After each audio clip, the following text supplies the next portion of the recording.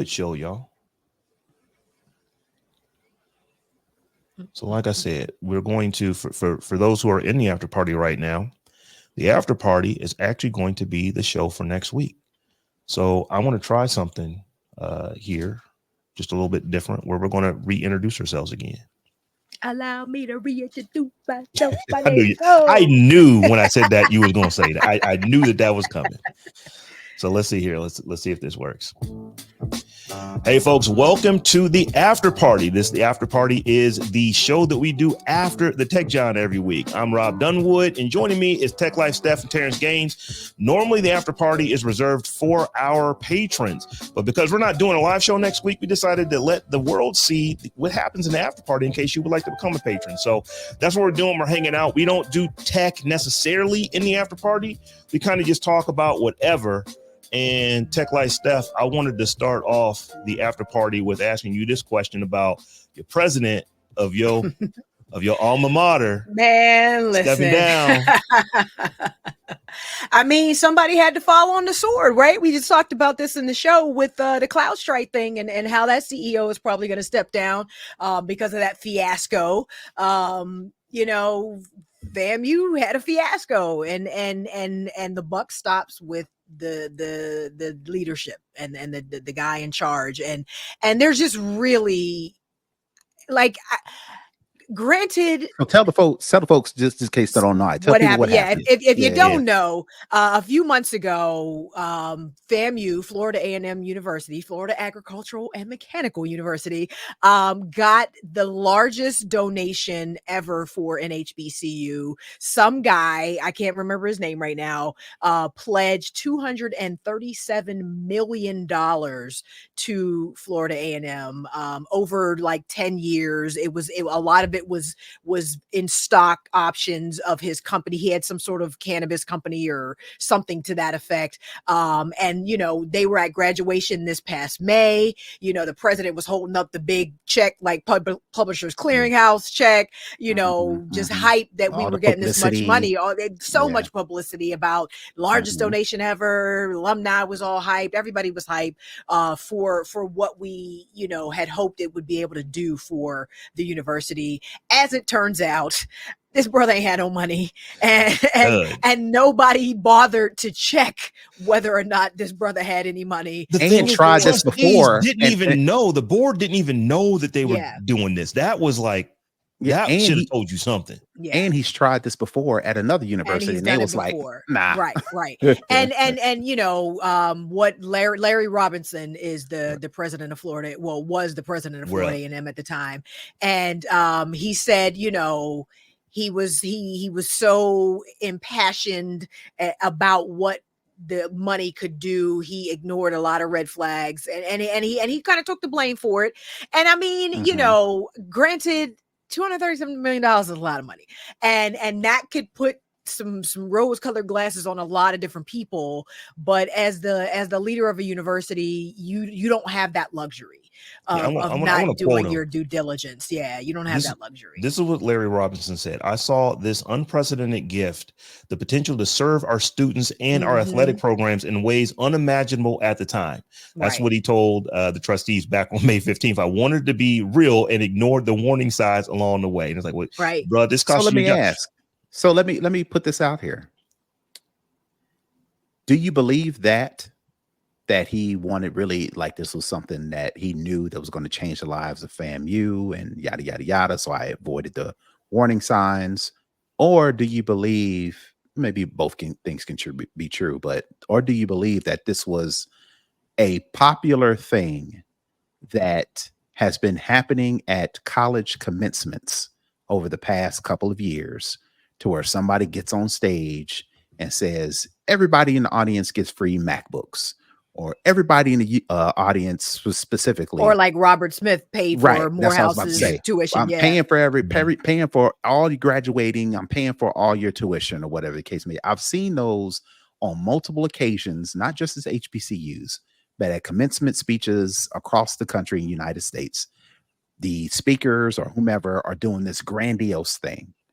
And did the FAMU president or whomever kind of spearheaded this announcement avoiding all the red flags. Do you think they were trying to keep up with the Joneses as far as these over the top commencement speeches? Or do you really believe that he was like, yo, this may be something major, and against my better judgment, I gave it the benefit of the doubt and it blew up in my face? I think it was a little bit of both. I think it could have been. I mean, you can't not have ego get involved with $237 million. You know what I mean? Right. Like you want to be the one holding the check. You want to be the one that gets to make the announcement. You want to be the one that you want to be the hero, basically, that brought this money home to FAMU. And so I think, I don't know, if I had to give it a percentage, I think it would be more 70-30. I think he really did want the money to help the students and whatever. But I think there is a part of that is ego based, because what else would make you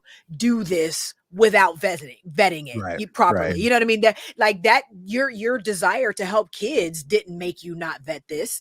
Your ego made you not vet this, because that don't make no sense. You know what I'm saying? And there's a process for this in place to get money like that. So I think it was a little bit of both. And the finesse skills of the 30-year-old who allegedly made the donation was probably next level. Who is this dude? I have not seen or heard a whole lot about this cat. I need to know who this dude is for real. He done probably changed his name and his social security number at this point. Yeah, I'm just like, come on, man. Who is this dude? Like, clearly. Yeah, it's crazy. I don't think there was any question that he was going to have to fall on this sword, and he probably should. But I did notice that he is taking a sabbatical. And then we'll come back to the university as a tenured professor. Right. So he's resigning, but he ain't messing with that money. Right. A little slap on the wrist. And I feel like, I admit I don't follow administrative things at my school as closely as I probably could.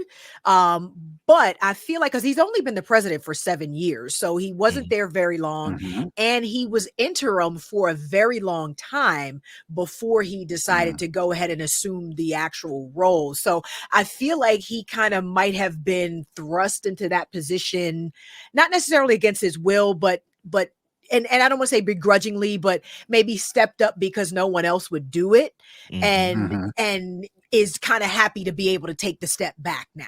I don't think he's super mad about. Yeah, I don't think he's super. I didn't want to do this job anyway. Yeah. But honestly, I did, like I said, I don't follow it closely, but I did find it over these last years. I did find it very interesting how long he was being called the interim president of FAMU. That went on for years. It was a long time. Yeah, it was a really long time. So I feel like he's probably like, "Yep, I'm gonna go get this tenure and retire in peace, and teach one class a week and call it a day." So and to relate, right?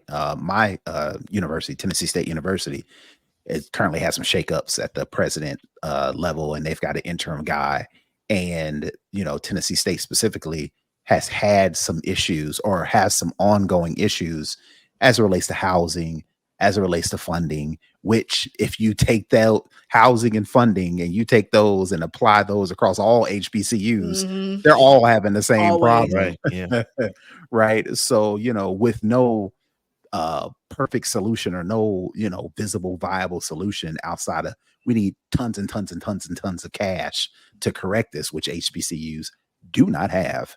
Right. So I can imagine a interim president or somebody high up. It's like, these problems were before me. They were here when I was here, and I'm pretty sure they'll be here when I'm gone. So it's like, who wants to be the face, the where everybody says you need to do something about it. And it's like, well, what am I, me, one person, supposed to do about this all age-old the more issue? reason you go ahead and accept $237 million without doing diligence, because you're just like, this money would literally fix everything. Like everything. It would fix so much. Yeah. I mean, like instantaneous fixes for little things that HBCUs we just don't have. We understand that this is an issue. We simply do not have the money to fix it. So so it would do a lot it would do a lot for that. And Terrence, to your point, this is like not just FAMU, which I believe is the second biggest HBCU. So it's a big university. It's second or third. I know they're really big. Right. And all the schools are having, well, not all, many of the schools, most of the schools are having these types of issues.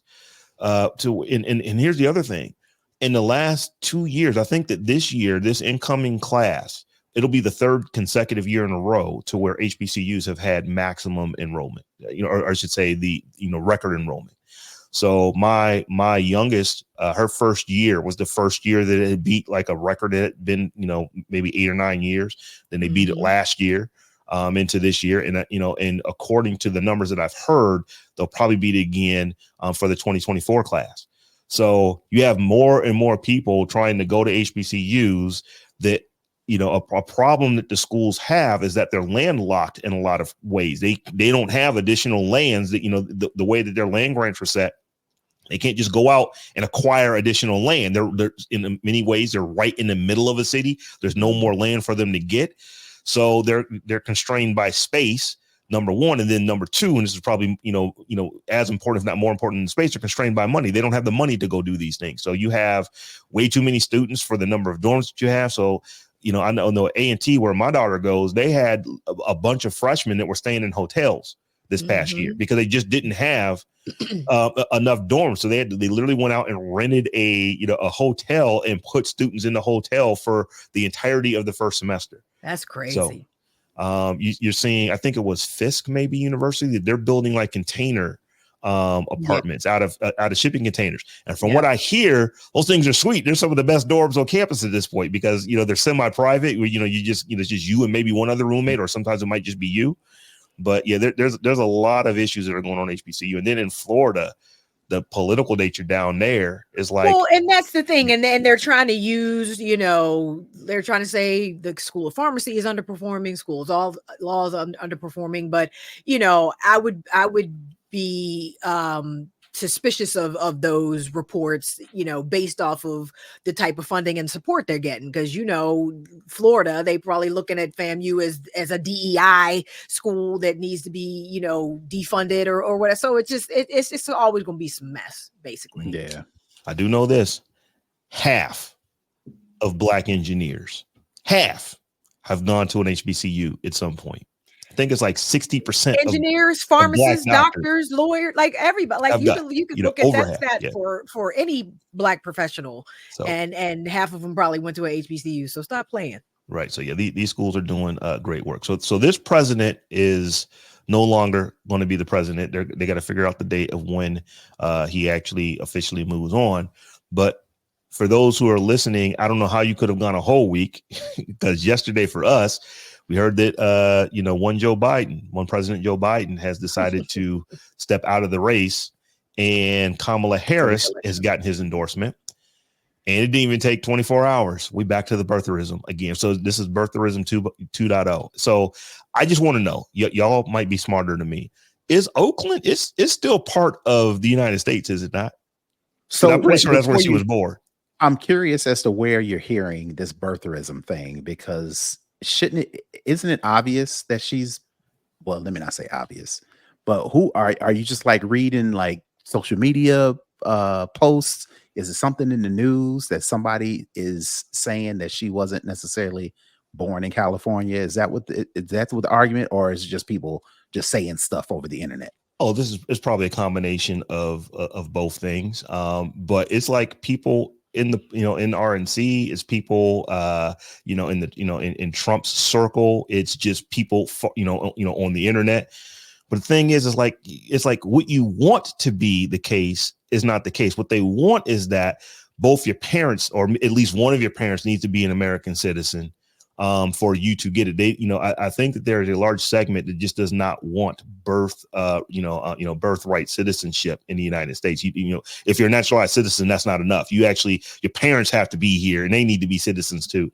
And I think that's what the problem is, because her dad is Jamaican, her mother is Indian. So, and they were. That's why I wanted to say she's not a citizen because her parents aren't. Okay, and Trump said it at some sort of. That's why I was trying to figure out: are people just kind of floating the birtherism thing out there, or did Trump or somebody like actually like out of I their think mouths he say, said that before. Yeah, he said it before when oh, she was, Yeah. when he was running against Biden the well, first it time. says, So I'm reading this story. It says 24 hours after entertaining and amplifying a false racist birther conspiracy aimed at Senator Kamala Harris, President Trump had the opportunity to correct the record. He didn't. Of Neither course did he his did. son-in-law and top advisor, Of course he Jared did. Kushner. So he said something recently, not just right. over the years, like since she Yeah. was floated as the possible Democratic nominee, which, side note, I don't want to get too far off tangent, but why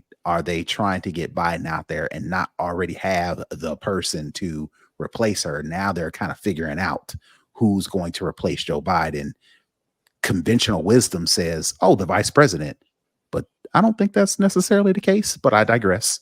That's what I was trying to figure out. Did he say that recently, or has he over the years floated the idea that she's not an American citizen because her parents are from He a different country? definitely floated it back when back in 2020 and before 2020. Well, she's not even qualified to be the vice president because she's not, well, she might be American, but her parents Got aren't. it. So, Got it. so that's how that works. And it's gonna come back up, I'm sure. But like I said, it's definitely coming back up. It's like, well, it's literally, this is the thing that people are saying. It's not fair. Her parents aren't from here. Why should she be able to be president? So I don't know. What do y'all think? Because to me, Well, it's a sour whole grapes hot mess because right this is now. literally what the country was founded on, right? Like people come into America to get a better life and make something of themselves. Like she literally embodies what this country claims is its foundational ideal.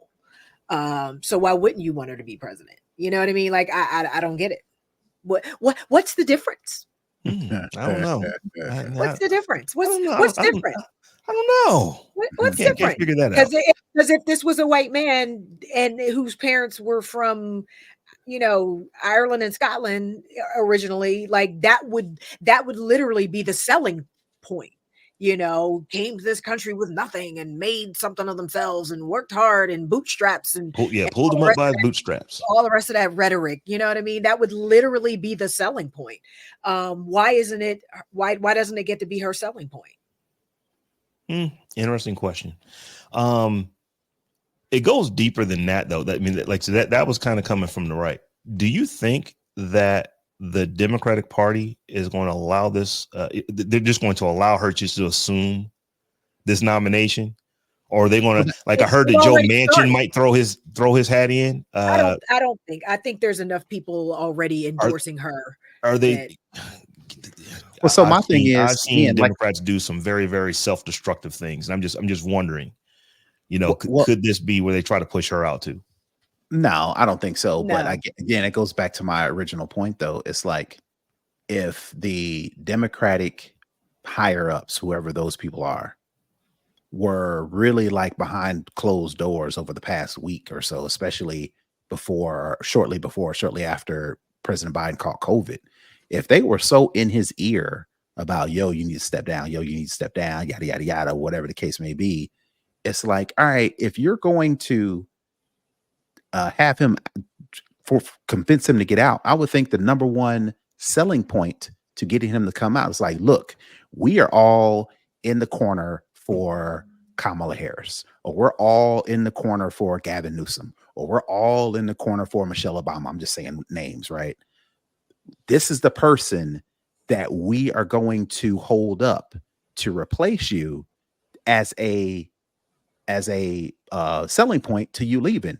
But I don't get the impression that the Democrats did that. I don't think that was it. I think it was him. I think Joe Biden said, I'm only stepping down if it's Kamala. I don't think other Democrats. I think if other Democrats had their way, she probably wouldn't have been the one. I think I strongly, I don't, and I have no knowledge of this, so just going off a gut. I truly believe that it was Joe that said, I'm not stepping down unless it's her. And now everybody just has to get behind her, especially after you get almost 50,000 Black women on a Zoom. Because I tried to get on that Zoom last night. There was a Zoom last night. Black women win. The hashtag is Black women win, or the website. I did sign up, but there was a Zoom last night with 44,000 Black women that raised almost $2 million in 3 hours for this woman. So regardless of what you felt before last night, she's an AK. Folks gonna have to get on board. Folks gonna have to get on board. They raised $30 million in 5 hours. And $30 million in 5 hours. So folks are gonna have to get on board. I don't believe that Nancy Pelosi has endorsed her at this point. It came out. She came out. Yep. And I don't think that you're going to see Barack Obama do it until after the convention, which is pretty standard for most former presidents. They don't want to put their thumb on the scale before the country has made their decision, and then they come out and with a full-throated endorsement after we know that this is the person that's going to be running. So I know a lot of people are giving him a lot of flack today. Well, how come you haven't, this y'all supposed to be, thick as thieves. How come you haven't come out and endorsed yet? Right. So he's minding his Black business. Ain't nobody rushing to get George W. Bush to endorse Trump after whatever. It's like, man, let Obama live. Let them people do their thing. Yeah. So, but yeah, I thought that was interesting. It's like, really the New York Times reported Nancy Pelosi's endorsement at 2:00 this afternoon. Okay. Like if she's come out, then it's pretty much a thing. Like Joe mentioned, he rolls his own way. Maybe he will do his own thing. To me, if he were to do that, it would cost him a lot of points, I think. I think it would cost him a lot of points. But I do know this. There's a whole lot of Democrats right now that's not happy that she's the one. Because if she wins, there's a good chance that she wins in 2028. So now that just changes everything up. I can't run in 2028. I'm too old at that point. They're gonna be talking about me like they talking about Biden at this point. So yeah, that's the thing. I just thought it was interesting, and I'm glad that we're doing this in the after party because we usually don't get that deep into politics, in the regular show. Speaking of politics, go ahead. Wait, hold on. Speaking of politics, Stephanie, tell the folks about your boy JD Vance and what he need to do to better protect his online security. Yo, my Venmo post went low key viral. It sure did. Let me tell you my stats because I was super excited. I did for anybody who doesn't follow me on Instagram, I do content around different tech topics or whatever. And my most recent video is around JD Vance and his Venmo being public. And the fact that people were able to glean information around who he associates with, some of the emojis that had been used by some of the people he associates with were a little spicy in the transactional comment section and whatnot. So there was a lot of information that he should have been protecting and that we all should be protecting on a platform where money is changing hands. So I did a video with 5 settings you should change to protect your privacy on Venmo. Check out Tech Life Steph on Instagram. Follow me, please. But yeah, I got like my stats right here. I got like almost 9,000 plays. 773 shares, which I was pretty the number excited right there, about, like almost 1,000 shares and a bunch of saves and everything. So I was that type of content usually works really well for me anyway, just because it's I always make sure it's like super timely. Topical. So it's always topical. It's always time to something, but it's always very practical as well. So it's like, this is going on. This is what you need to do, kind of deal. So it works really well. So I was pretty excited that it got as much traction as it did. So follow me on Tech Life Stuff Instagram. Yeah, it blew Go up. check out what you need to do with your Venmo. I've told you this before, even though y'all have not met personally. You and my wife are besties. Okay. So she was like, you see what my girl Steph did on Instagram? I was like, what you talking? Facts. So she showed it to me. I was like, oh, look at this. And it's like, oh, look at the numbers. It's like this thing is going kind of viral at this point. Doing numbers. But yeah, it was there's a lesson in that timely content, timely right? and relevant. Yep. But I do know this, unless they put Buttigieg as the vice presidential candidate, JD Vance has to be wiping his brow that he don't have to debate Kamala Harris, because I think she would have eviscerated ate him up. Eviscerated him easily. I don't know, man. She's a Not prosecutor, because, man. well, He said no, a whole lot of stuff. But that's logic. Debates are never about logic, man. They are about how can I force my agenda or what I'm trying to say down the throats of the people listening. Damn what the person asked me, the moderator, damn what I'm responding to from the other person. That's never a they shouldn't call it a presidential debate, because when you think of debate, they should just get that guy. Did you see that guy that was the moderator on that one debate that went viral? Oh, yeah. They just need to get him for every debate from this point on. Right. But that, proves my point. It's like they're up there and they're just doing mini stump speeches. True. But there's never a debate back and forth. Yeah. And that's one of the reasons why I don't watch presidential debates, specifically since we're talking about the president and vice president, is because there's never no debate. It's like nobody's checked. Like, really, there's no understanding. There's none of that. It's just like, all right, so what is your position on foreign policy? Well, I want to let the people know about immigration, and what's important to me is I ain't asked you nothing about immigration. I asked you about foreign policy, and that's what they do. And it's just that's like, it's true. And so, yes, you're probably right that, Kamala does have those background chops versus we really don't know that much about JD Vance. But at the same time, you could just say whatever, and as long as it sounds good, people be like, "Oh yeah, that was a good job." And that's the thing. People just and that's all they're going for are sound bites. They want their entire debate performance to be a series of sound bites clips that they can then, go viral with. And it is it's a shame. Who knows? I can't call this, but if I had to bet, I don't think Trump will do a debate. He's like, I did a debate and I destroyed it. I don't need to do another one just because y'all changed up. I don't need to say anything more at that. Well, level. He's already come out and said if he did one, because they had one scheduled for September, he wants it to be on Fox News. He's already come out and said that. So basically, it's not happening. It's not happening. So there's that. And it's just Ray actually put a good suggestion in the chat. She said have an AI moderator who can fact check real time what they're saying and throw that shit up on the screen. They don't make computers that fast. We don't have computers that fast yet. It's like, but that's not a bad idea though. To like real time, baby. True. And not just do that. Put a buzzer so that like. If they could do it while you're in the midst of telling the lie, that is not true. I would want to see something like that. Make it entertaining. Make it entertaining. Yeah. So y'all, last thing I'll ask you about, the Olympics is going to start. It'll be darn near over by the time we do another show, or actually it might even be over by the time we do another, another live show. But like I said, I know Steph, you and I are waiting for the track and field.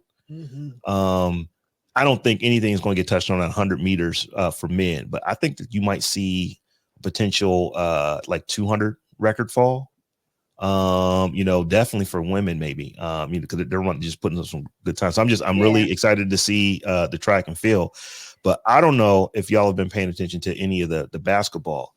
The United States men won by 1 point over South Sudan, not Sudan, the country that's been there for years and years. South Sudan, the country's been there for 13 years. They trailed most of the game and they were down. LeBron had to score, basically he scored with 8 seconds left, and then they got the ball, did not score, but they won against South Sudan by 1 point. Do we think they're just saving their energy for the games, or do we just think this is not the dream team of old? I just know that South Sudan does not have indoor basketball facilities in the country.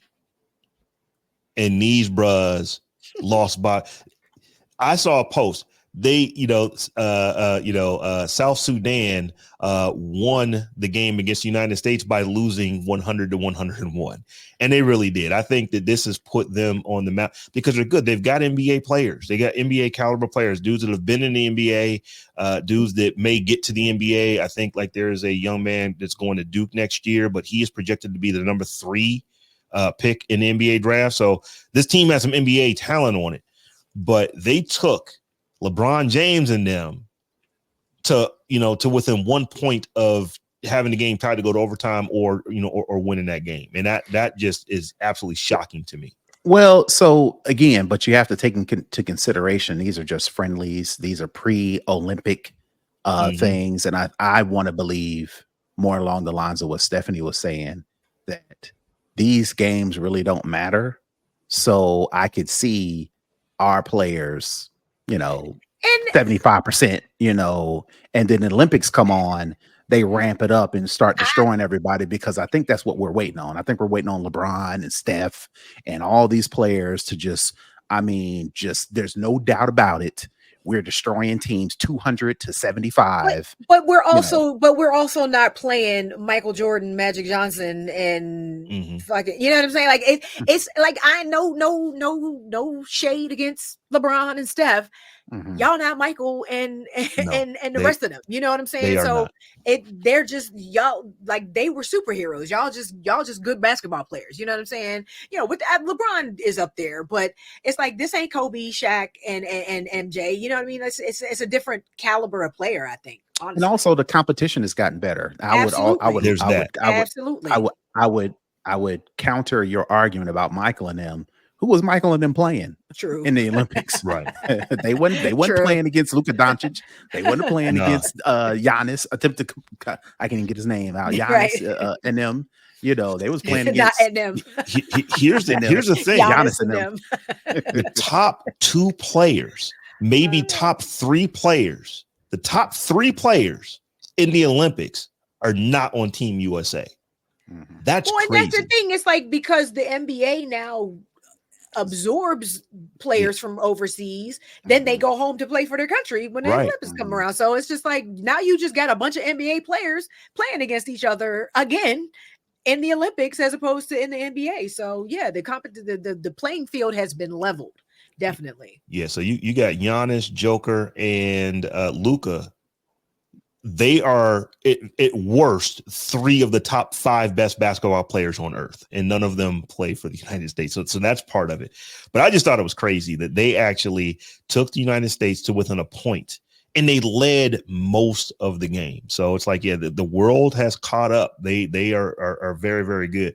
But there's a video that's going viral of how some of these young men have practiced playing in the rain, where they've built their own contraptions to have like the ball returned to them when they're practicing, because they don't have gyms. There is no inside gym in the country. So many of them are playing like in Australia and stuff like that. It's nuts. They took Team USA to within 1 point. So y'all, we went a little long on our after party, but there's a reason. And just FYI, the Netflix specials, there's one with Simone Biles, and there's one called Sprint, which followed Team USA to the World Championships last year, that are both very, very good and good to get you hype for the Olympics. So if you need something to binge this weekend, Sprint and Simone Biles. I think hers is called Simone or maybe Biles or something like that. They're both really good. Okay. All right.